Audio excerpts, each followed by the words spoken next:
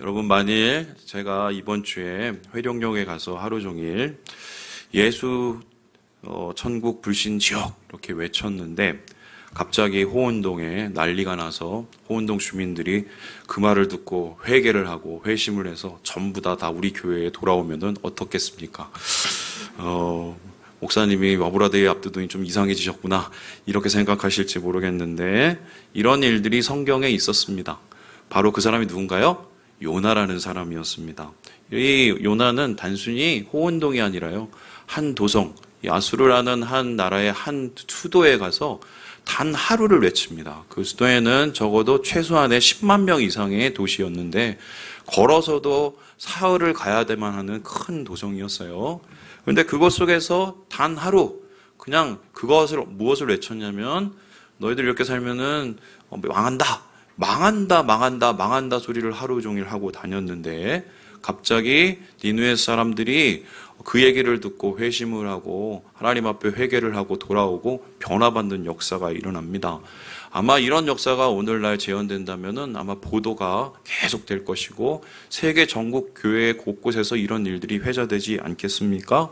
참 신기한 일이죠. 다시 생각해 봐도.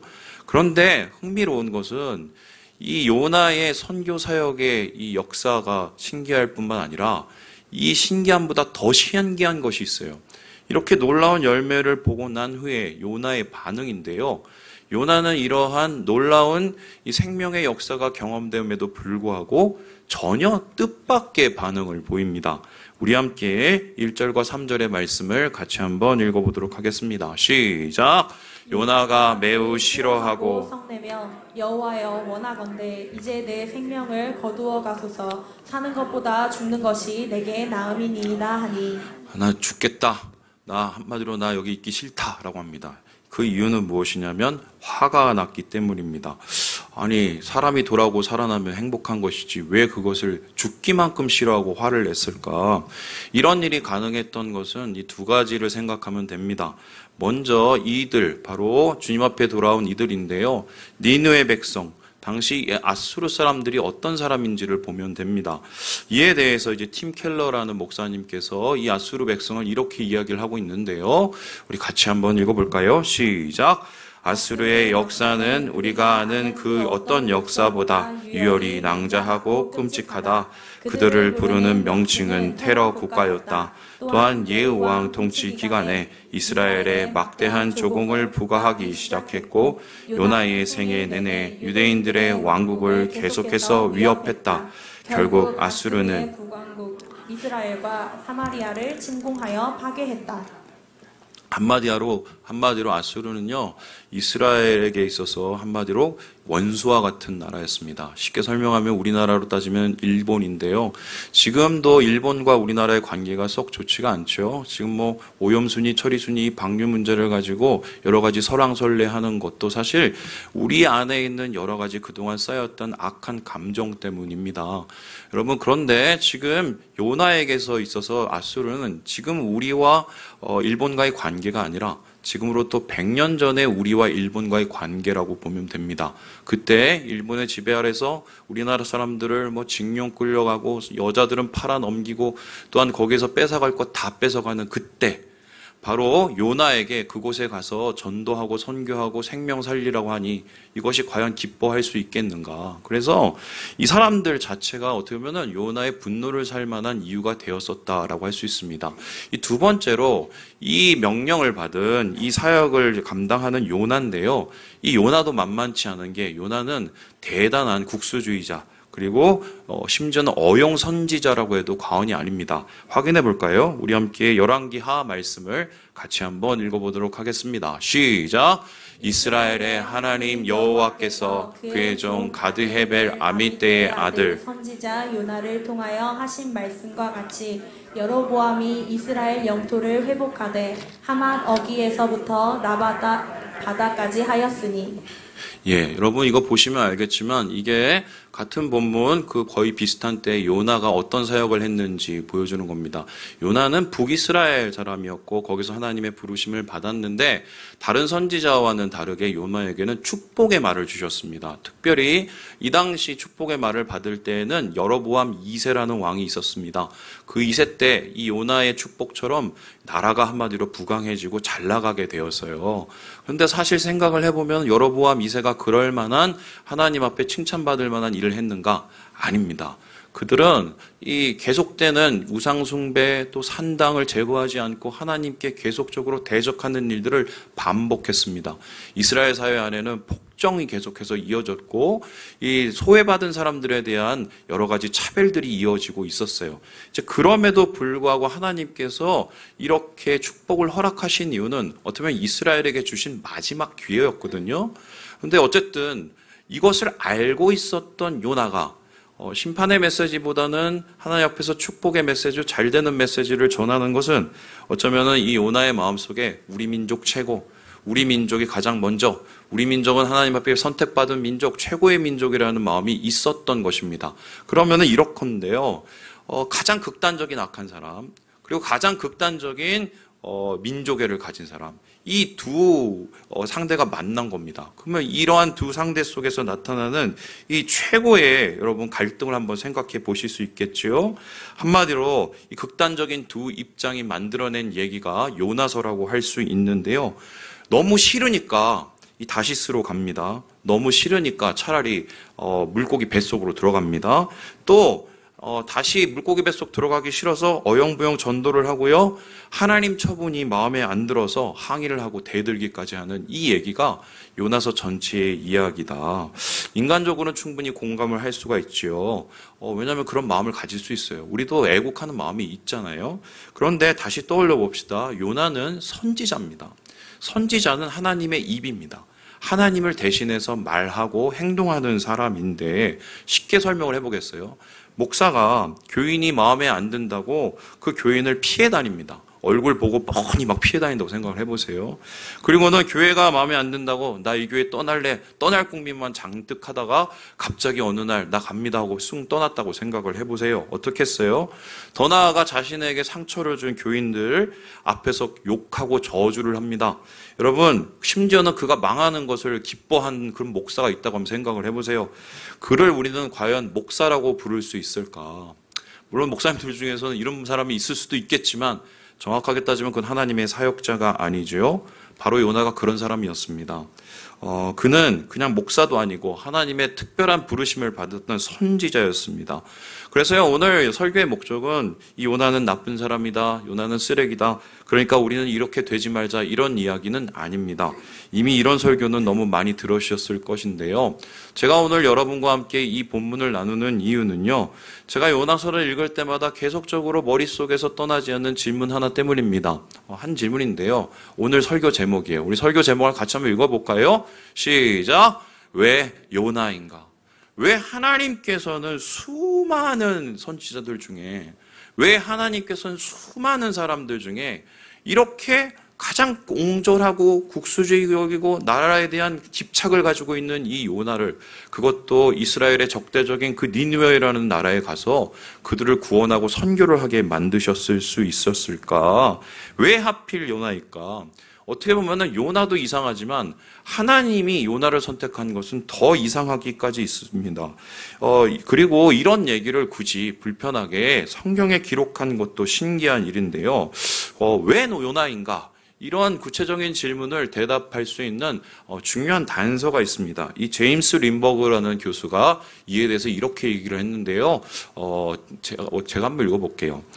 요나는 누구인가? 첫 독자들은 자기들을 이 이야기의 선원들이나 니느웨 사람들이라고 생각하지 않을 것이다.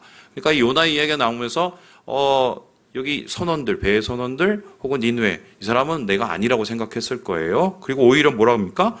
요나야말로 무대에 있는 그들의 사람이요 그들의 대표자이기 때문이다. 이야기가 계속 진행됨에 따라서 요나에게 주어진 질문들은 점점 더 이야기를 듣는 자들에게 주어지는 질문들로 바뀐다. 요나가 바로 나라는 사실이 분명해진다. 그러니까 이런 겁니다. 실제로 하나님께서는 이 요나 한 명을 택하신 이유는 의도를 가지신 거예요. 그냥 요나를 통해서 요나에게 끝나는 얘기가 아니라 요나를 통해서 요나의 이야기를 듣는 다른 사람에 대한 이야기를 하고 싶었던 겁니다. 그들은 누구일까요? 바로 이스라엘 백성입니다. 이 실제적으로 이 요나서를 가지고 이 알레고리 풍류적으로 푸시는 분이 있는데요. 그 풍류적으로 푸는 게 다음과 같습니다. 보시다시피 여기 보면은 고래가 있죠. 저기 보면은 요나가 있죠. 그리고 지금 탈출하는 장면이 나옵니다. 이것을 어떻게 풍류적으로 해석하면 밀어주시죠. 일단은 저기 나오는 사람은 요나고요. 물고기는 바벨론, 그리고 탈출은 예루살렘 귀환으로 봅니다. 그래서 이스라엘이 하나님의 이제 사명을 제대로 감당을 못하고 막 사니까 하나님께서 이 물고기 같은 큰 물고기 같은 이 바벨론을 통해서 삼키게 하시고 3일 동안 정확하게는 70년이죠. 고생시키다가 결론적으로 나중에 여기서 탈출하게 만드셨다. 이게 이제 요나서의 전체적인 이야기라는 거예요. 이런 알레고리가 정확한지는 잘 모르겠지만 한 가지 확실한 것은 요나는 곧 이스라엘을 뜻한다. 더 나아가서 요나는 곧 오늘날 예수를 먼저 믿은, 예수를 믿고 소위 말해서 그리스도인이라고 얘기하는 우리를 말할 수 있다는 것입니다. 그래서 하나님께서는 요나를 통해서 우리에게 질문을 하고 계시는 거예요. 우리가 과연 예수 믿는 사람으로, 영적인 이스라엘 백성으로 열방과 이웃과 세상에 대해서 어떠한 태도를 가져야 되는지 노골적으로 묘사를 하시는 건데요.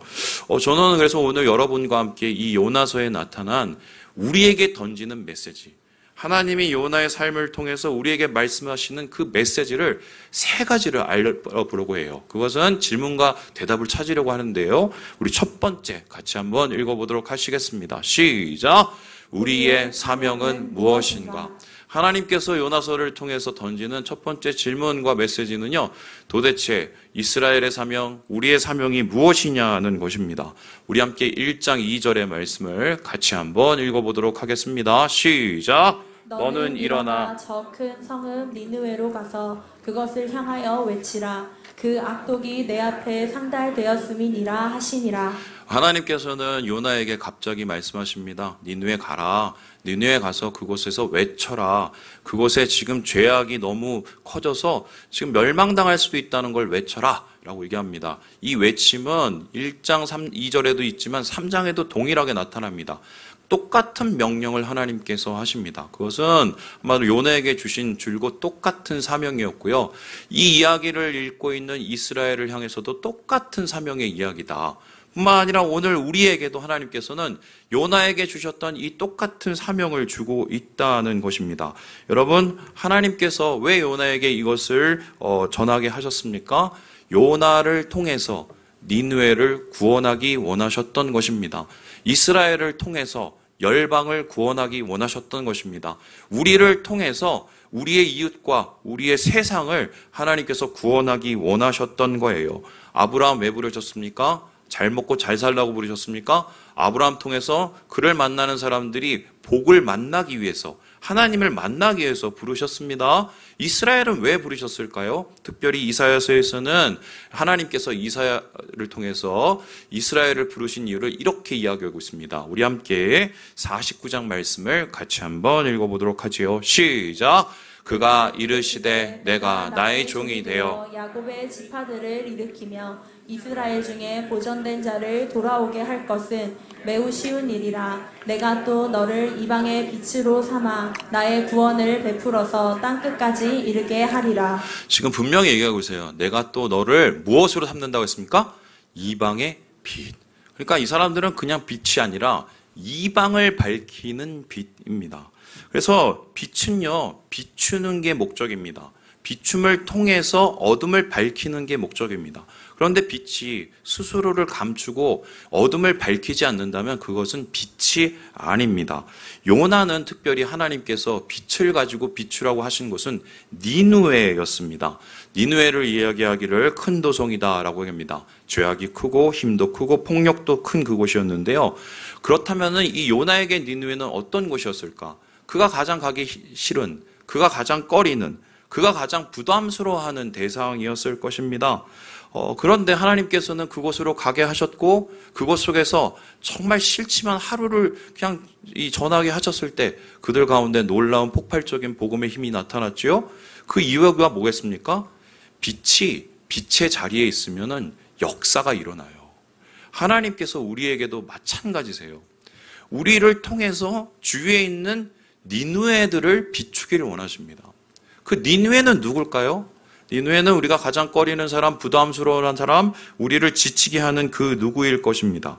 그런데 그를 향하여서 전해야 될 그 사명, 우리에게 주신 것이고 그 빛의 사명을 감당할 때 우리를 통해서 역사하시는 거죠. 어떻게 보면은 이 한국교회가 지금 능력을 점점 잃어가고 있는 이유는 무엇입니까? 우리가 진정 비춰야 될 빛을 잃어버렸을 뿐만 아니라 비추어야 될 니느웨를 꺼려하기 때문이다. 저는 그래서 이 사명이 바로 요나에게 주신 사명이자 우리에게 주신 사명이고 빛으로서 우리의 주위에 있는 형제 자매들을 혹은 어둠에 있는 사람들을 비추는 것이 바로 하나님께서 우리가 강렬히 원하는 것이라는 것을 말씀 속에서 찾게 되는 것입니다. 그렇다면은 두 번째로 이 요나서를 통해서 하나님께서 주시는 우리의 메시지는 무엇일까요? 우리 같이 한번 읽어보도록 하겠습니다. 시작! 우리의 모습은 어떠한가? 그렇다면 이런 사명을 받은 요나 어떤 모습이었을까요? 요나를 통해서 우리는 우리의 어떤 모습을 보게 됩니까? 우리 함께 5절의 말씀을 같이 한번 읽어보도록 하겠습니다. 시작! 요나가 성읍에 나가서 그 성읍 동쪽에 앉아 거기서 자기를 위하여 초막을 짓고 그 성읍에 무슨 일이 일어나는가를 보려고 그 그늘의 아래에 앉았더라. 여러분, 요나가 이 니느웨 백성이 변하는 모습을 보고 화가 나서 한 맨 처음의 일이 성읍 동쪽으로 간 겁니다. 그 동쪽에서 좀 높은 곳에 앉아서 그 니느웨를 바라봤습니다. 그 이유가 무엇일까요? 이 그림을 보면 좀 이해가 될까요? 여러분, 저렇게 계속 뚫어지게 쳐다보는 저 모습, 제가 어제 예지한테 이 그림을 보았더니 이 사람이 어떻게 보이니 했더니 예지가 한 말이 되게 무거운 짐을 가지고 있는 사람처럼 보인대요. 그렇게 보이세요? 여러분, 마음속에 분노의 감정을 품고 저 도성을 바라볼 때 어떤 생각이었을까요? 저 사람들이 지금 회개하지만 얼마 지나지 않아서 분명히 다시 죄짓고 죄지면 분명히 하나님께서 심판하시고 소돔과 고모라처럼 하늘에서 유황을 떨어뜨려서 망하게 하실 거야. 남 망하기를 기다리고 있었습니다. 하나님께서는 니느웨를 구하라는 사명을 주시고 이웃을 구하라는 사명을 주셨는데 이 요나는요, 오히려 망하기를 기다리는 그곳에 있었던 것입니다. 여러분, 이러한 모습 어떻게 느껴지십니까? 이것이 과연 사명자의 있는 모습일까? 여러분, 이 우리나라 사회를 비롯해서 여러 곳에서 지금 혐오라는 감정이 판을 치고 있습니다. 여러분, 오늘 마침 또 6월 25일 북한과 이 전쟁이 있었던 6.25 전쟁을 기념하는 날이죠. 아픈 일이죠. 괴로운 일이죠. 거기에 상처받고 죽은 사람들이 얼마나 많습니까? 그런데 저는 한번 질문을 해보겠어요.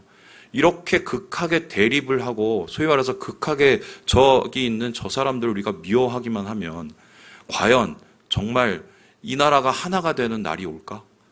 저는 그 생각을 하고 싶어요. 하나님께서 만일에 진짜 손익만 생각을 하셨으면은 니느웨로 분명히 요나를 보내지 않았을 거예요. 요나를 통해서 그들에게 흘려내리기 원하시는 하나님의 긍휼의 마음이 있었기 때문에 이러한 것을 허락하신대요.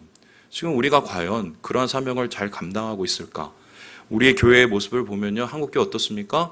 북한을 품기보다는 오히려 우리끼리도 좌니우니하고 나눠져서 싸우고 있는 판이에요. 여러분, 이런 상황 속에서 어떻게 영혼구원, 생명구원, 그리고 세상이 주님 앞에서 치유받고 변화될 것을 우리가 생각할 수 있을까요? 그래서요, 저는 이러한 요나의 모습을 보면서 우리의 모습을 보는데 중요한 것은 이 사명자가 사명을 잃고 그 사명지를 떠날 때 단순히 거기에 어둠이 그대로 남아있는 것에서 끝나지 않는다는 거예요. 이 요나서에는 굉장히 두려운 이야기가 하나 나타나는데요. 우리 함께 1장 5절의 말씀을 같이 한번 읽어보도록 하겠습니다. 시작! 사공들이 두려워하여 각각 자기의 신을 부르고 또 배를 가볍게 하려고 그 가운데의 물건들을 바다에 던지니라. 그러나 요나는 배 밑층에 내려가서 누워 깊이 잠이 든지라. 사명자가 사명을 잃어버리고 사명지를 떠나버리게 되면 그 사명자도 망하고 그와 함께한 사람도 망합니다. 배가 같이 침몰을 하는 거예요. 그래서 오늘 우리나라의 이 여러 가지 상황을 보면서 혹은 우리 주위에 있는 상황을 보면서 좀 책임감을 우리가 좀 느꼈으면 좋겠어요.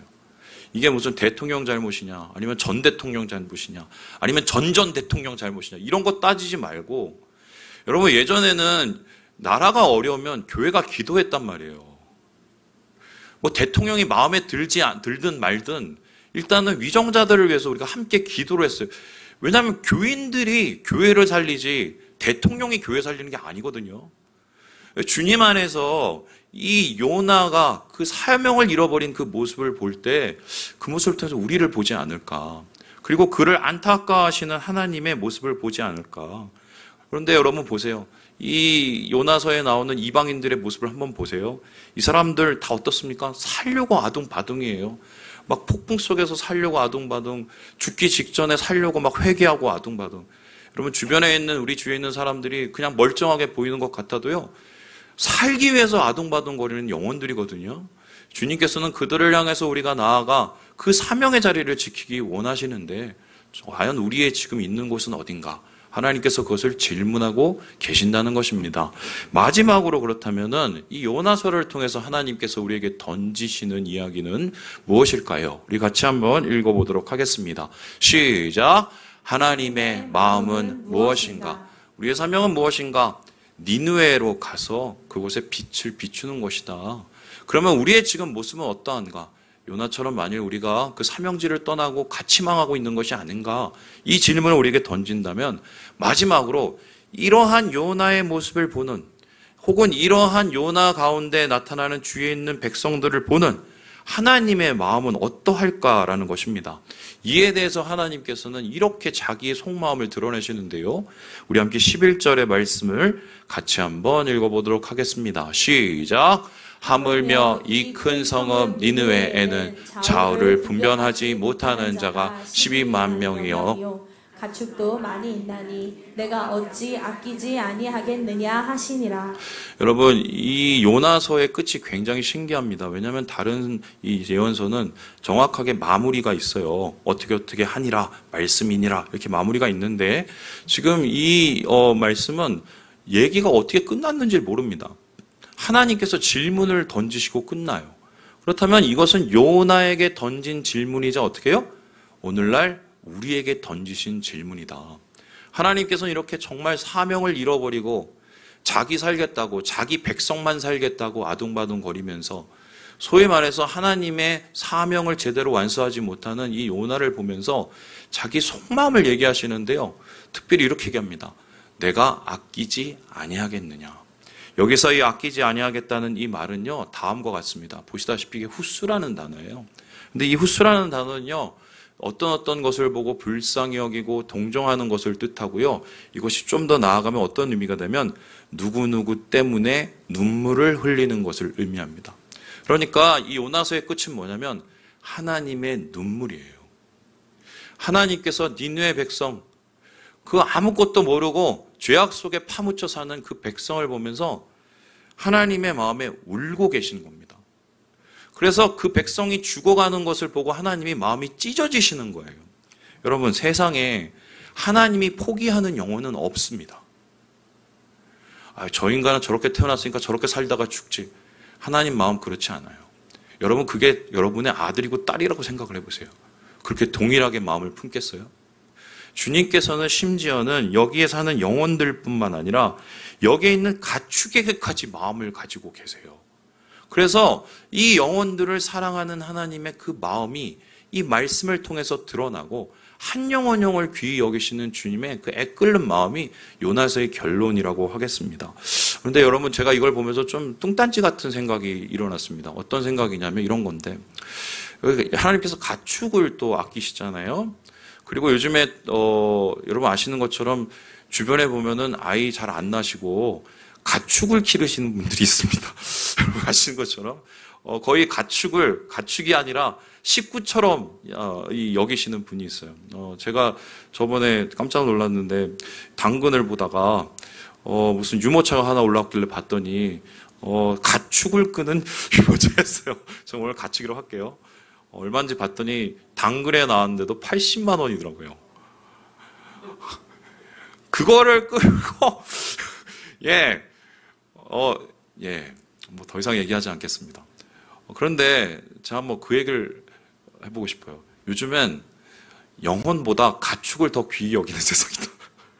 주위에 있는 영혼들이 죽어가는데도 그 영혼들이 어떻게 상처받고 죽어가는지 보다는 내가 키우는 내 가축이 어떻게 변하는지에 대해서 궁금한 게 요즘이에요, 사실은.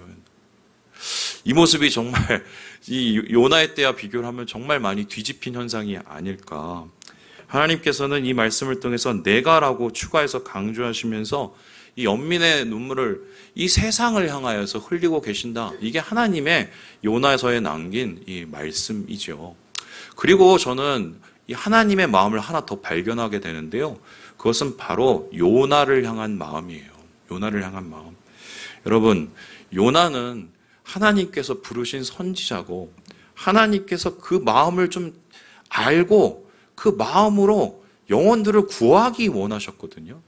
그런데 그렇게 안 하시고 망가지고 계속적으로 도망가고 그 사역을 회피하고 하나님의 사역의 통로가 되기보다는 장애물이 되는 그 모습을 보고 하나님의 마음은 과연 어땠을까?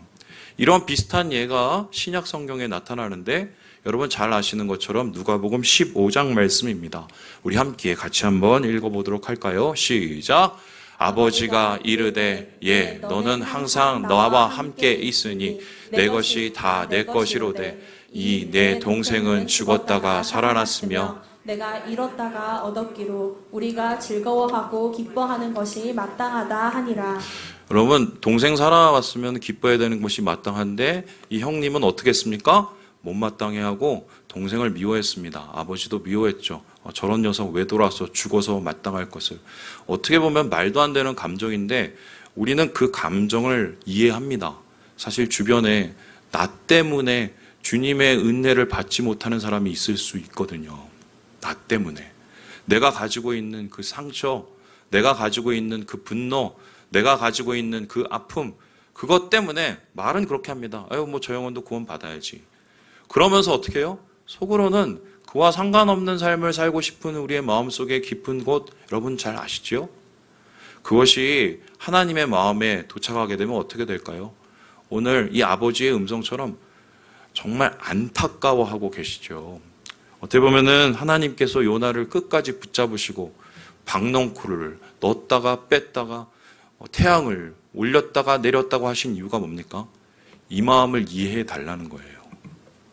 하나님이 이 영혼들을 얼마나 사랑하시는지를 좀 이해해 주고 네가 그런 마음을 붙잡고 장애가 되는 게 아니라 통로가 돼서 주변에 있는 영혼들에게 정말 있는 모습 그대로를 전하는 그거를 하나님께서 원하신 것 아니겠습니까? 여러분, 그런데 정말 질문을 해보죠. 없어도 너무 없는 세상이에요. 자기만 있는 세상이에요. 마치 요나처럼 자기 감정, 자기 분노, 자기 생각 중요한데 하나님의 마음, 영혼, 그리고 하나님의 계획, 사역에는 별로 관심이 없는 그런 모습들이 오늘날의 이 세상이 아닐까. 여러분, 말씀을 마치려고 합니다. 주님이 우리를 그렇게 바라보고 안타까워하고 계세요. 매년마다 와보라데이 하면서 왜 여러분에게 닥달을 하고 왜 우리가 뭐 말씀 전하고 또 주연 전도하고 왜 우리가 이런 거를 계속 해야 될까요? 물론 교회가 뭐 잘 되고 부흥하고 뭐 이런 것도 중요하겠지만요. 이렇게라도 안 하면 우리가 정말 하나님 마음 알겠어요? 이렇게라도 안 하면 우리는 굉장히 이기적인 신앙인으로 정말 같이 망하는 신앙인이 될지도 모르겠어요.